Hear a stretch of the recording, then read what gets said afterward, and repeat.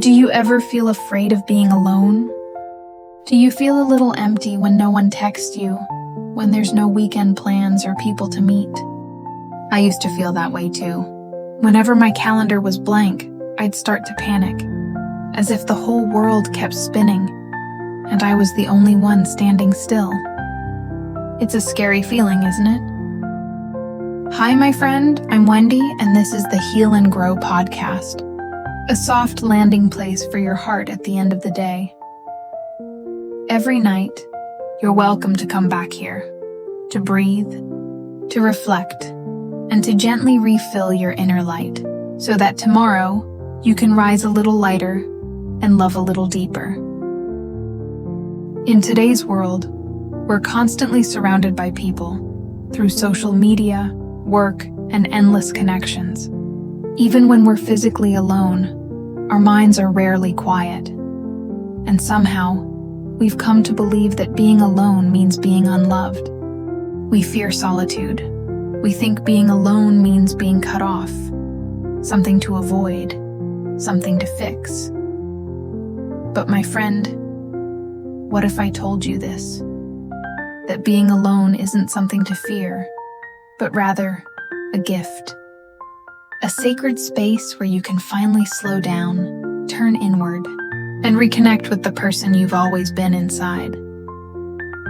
Being alone isn't isolation. It's coming home. When you sit in silence, you don't lose the world. You find a greater one within yourself. That inner world is alive, warm, and deeply real. Yes, it holds sadness too, but it also holds a kind of peace that nothing outside of you can ever replace. It's the place where your mind finally stops running, where your soul can breathe, and where you realize you were never truly alone.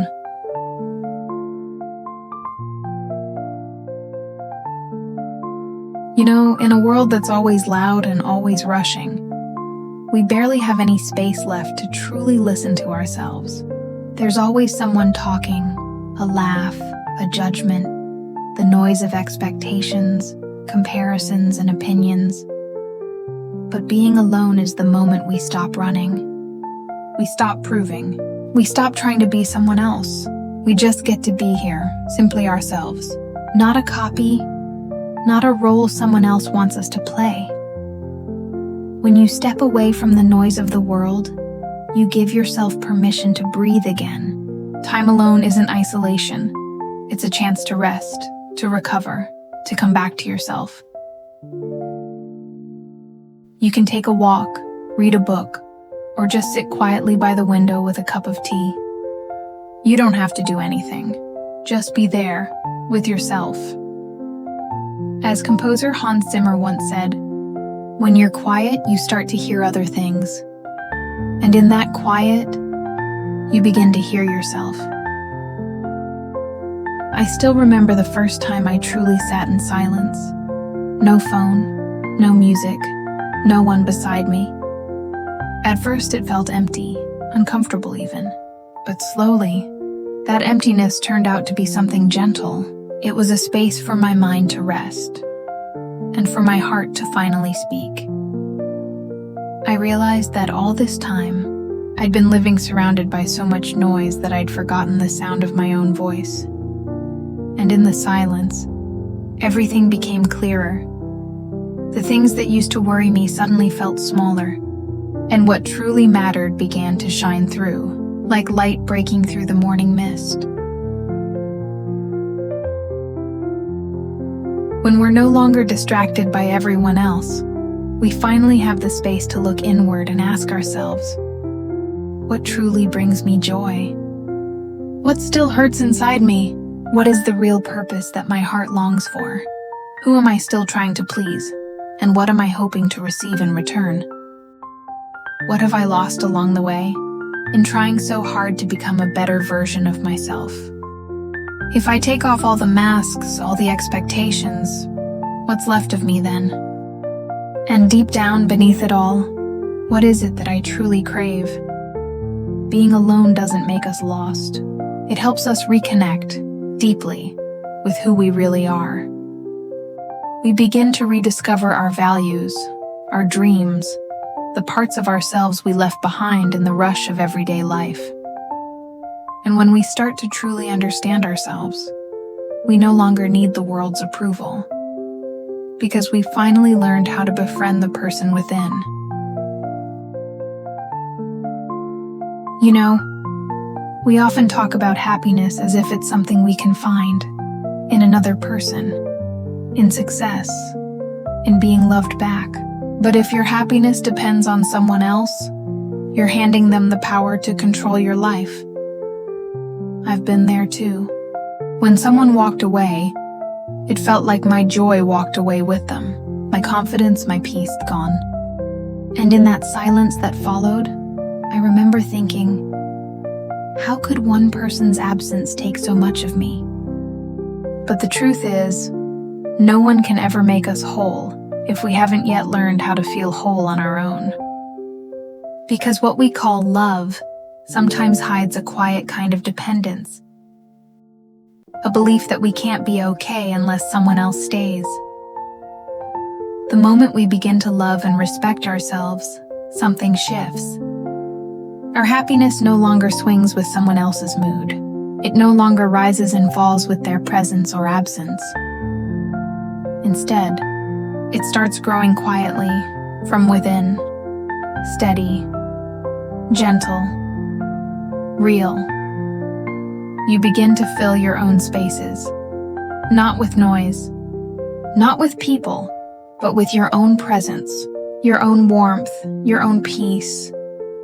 And that's when you realize solitude was never the enemy. It was the home you'd been searching for all along, the place where peace has always lived. True happiness begins the moment you find peace within yourself. When you can sit in silence and still feel whole, that's when you know you've grown. Not because you no longer need anyone, but because you've learned how to be with yourself with kindness and understanding. And here's the beautiful thing. When you finally feel full inside, you start loving others better.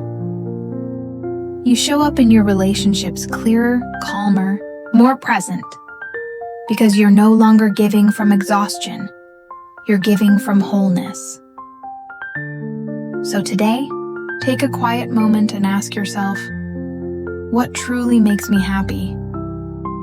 Start there, because happiness has never been out of reach. It's always been within you, waiting for the courage to come home. Sometimes healing doesn't come through conversation. It comes in the quiet moments between one breath and the next. Being alone isn't loneliness. It's the sacred pause where you nurture your inner strength, so that when you step back into the world, you can shine with the light that's already yours. And maybe the person we need to love the most, to reconnect with the deepest, has never been anyone else. It has always been ourselves.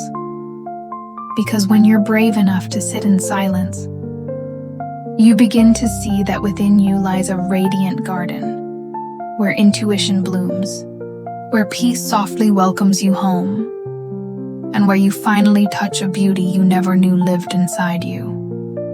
If tonight you're looking for a gentle space to breathe and reset, remember, Heal and Grow podcast is always here.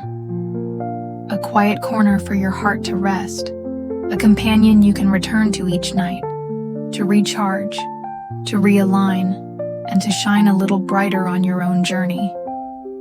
Don't forget to follow and share so that these gentle words can reach more hearts in need of softness. Thank you for listening, and may you have a peaceful night, with the garden of your soul quietly blooming within.